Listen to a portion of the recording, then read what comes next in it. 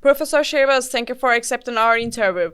As you know, ICC Prosecutor Karim Khan was removed from office following allegation of sexual misconduct. His removal has also sparked political debate, with some commentators suggesting it may be linked to his decision to seek an arrest warrant against Israeli Prime Minister Netanyahu. How do you assess the claim that Karim Khan's removal is linked to the arrest warrant issues against Benjamin Netanyahu? Do you think these claims reflect the truth?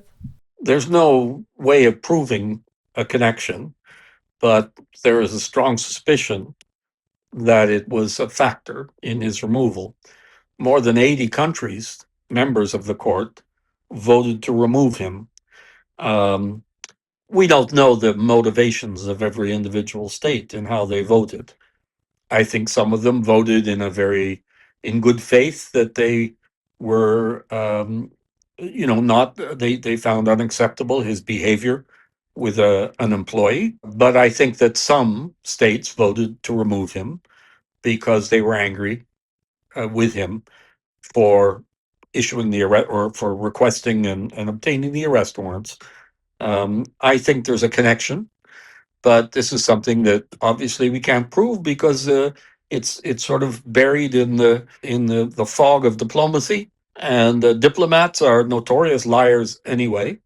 So even if they were to tell us one thing, it wouldn't necessarily be the truth. We could only know if we could see the formal instructions they had from their governments, and this is something that is not really very accessible. Following Karim Khan's removal, do you think the ICC could face a serious crisis of confidence regarding its independence and impartiality? Yes, I think that this is a blow to the independence and impartiality of the prosecutor. It's a warning sign to future prosecutors who may feel that they too could have an unhappy end, like Karim Khan, if they are to push for arrest warrants and prosecution of individuals who are closely aligned to powerful states. I think this is a very it's a very harmful development for the court in that respect.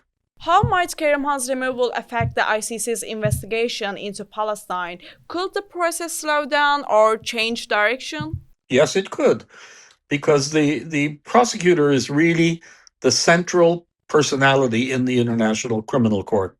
The prosecutor determines people to be prosecuted, and he also is responsible for assigning the resources of the office of the prosecutor.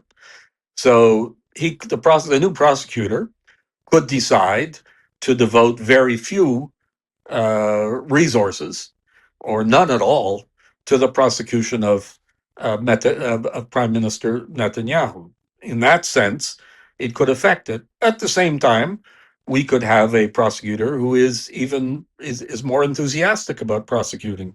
We should not forget that in the early years of his mandate, Karim Khan, first of all, was not at all enthusiastic about pursuing the investigation into the situation in Palestine. And he was really rather more closely aligned with Western governments in focusing on the situation in Ukraine. So it's difficult to know what will happen with the new prosecutor.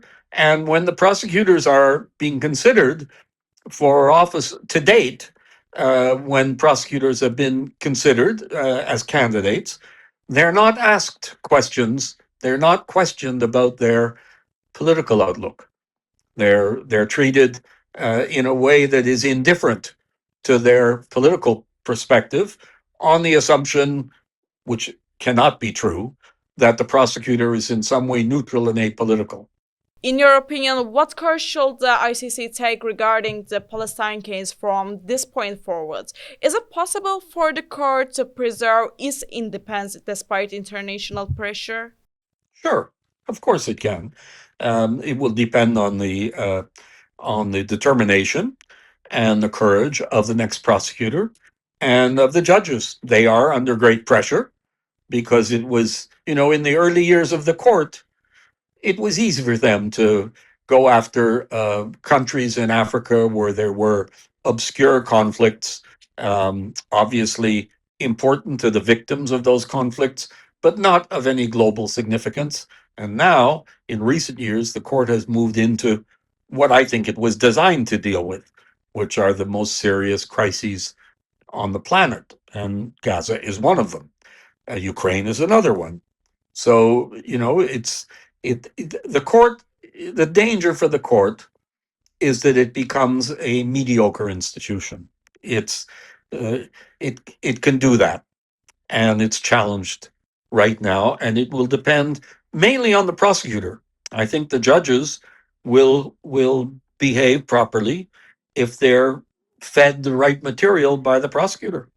So this will depend on who the next candidate is. Professor Schabas, thank you for your valuable responses. Thank you for having me.